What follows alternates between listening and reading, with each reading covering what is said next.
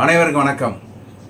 ஒவ்வொரு நாளும் ஒவ்வொரு கருத்தை திருக்குறள் மூலம் வழங்க சென்னை செனட்டின் தேசிய அமைப்புக்கு வணக்கத்தை சொல்லி இந்த 597வது நாள் நான் பேச இருக்கும் தலைப்பு, ஒரு உதவியாளனுக்கு எது தகுதி.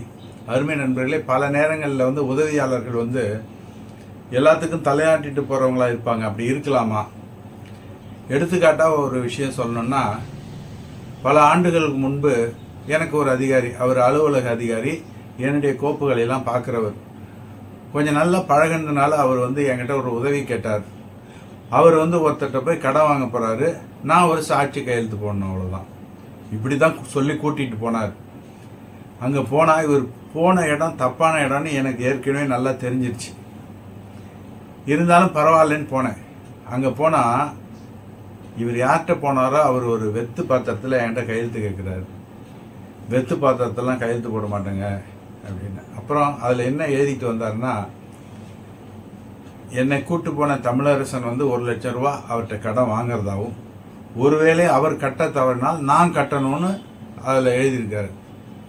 இதுக்கு பேர் சாட்சி கையெழுத்து கிடையாது, இது கோணலாக தெரியுது. தயவு செஞ்சு நான் எந்த கையெழுத்து போட மாட்டேன் அப்படின்னு சொல்லி என்னை கூட்டு போனவர்கிட்டையும் சொல்லிட்டேன். தயவு செஞ்சு இவர்கிட்ட வாங்காதீங்க, வாங்கினா உங்களுக்கு பல சிக்கல்கள் வரும்னு சொல்லிட்டேன். ஆனால் அவர் என்கிட்ட கோச்சிட்டு என்னை திட்டிட்டு போயிட்டார். ஆனால் சில மாதங்கள் கழித்து என்கிட்ட நன்றி சொன்னார். நல்ல வேலை, நான் அவர்கிட்ட வாங்கியிருந்தா மாட்டியிருப்பேன், நீ தான் என்னை காப்பாற்றினார். சரி பரவாயில்ல, தாமதமாவது புரிஞ்சுக்கிட்டீங்கன்னு சொல்லி விட்டுட்டேன். இப்போ ஒரு உதவியாளன் எப்படி இருக்கணும்னா, மகாபாரத ராமாயணத்தை பற்றி கதைன்னு சொல்லுவாங்க. பாரதியார் என்ன சொல்கிறான்னு கேட்டிங்கன்னா, புவியில் வாழும் நெறிகாட்டி நம்மை போதிக்கும் கட்டுக்கதைகள் அவைதான் அப்படிங்கிறார்.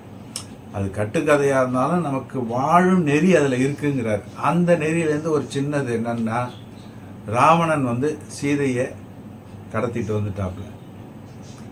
ஆனால் அதை எதிர்த்து யாருமே பேச முடியலை, ஏன்னா அவன் பெரிய அரசன்.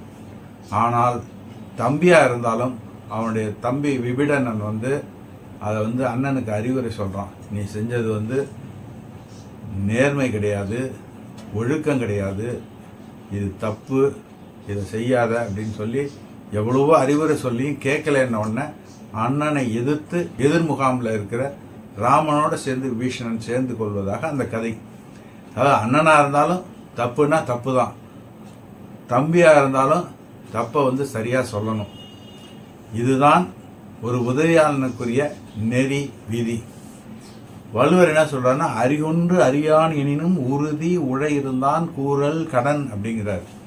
அதாவது அறிகொன்று அறியான் எனினும், அறிய வேண்டியதெல்லாம் ஒருவன் அறியாமல் இருந்தாலும், அவன் தலைவனாக இருந்தாலும், சொன்னதை கேட்கனாலும், சொந்த புத்தி இல்லைனாலும், உறுதி உழையிறந்தான் கூறல் கடன்.